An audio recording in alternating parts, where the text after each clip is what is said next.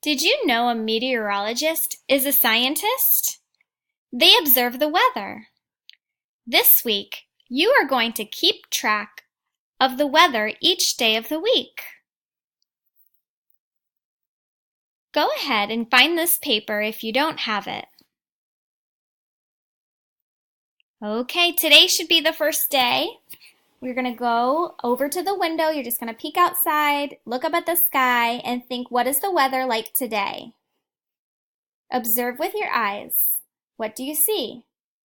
Draw a picture of what you see. Is it sunny? Is it raining? Is it partly cloudy and raining? Is it thunderstorming? Is it snowing with a little bit of rain?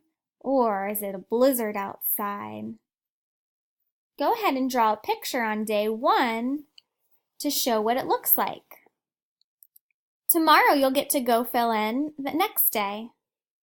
Each day this week, you're going to look out the window of your classroom and you're going to draw what the weather looks like and see if you notice any patterns.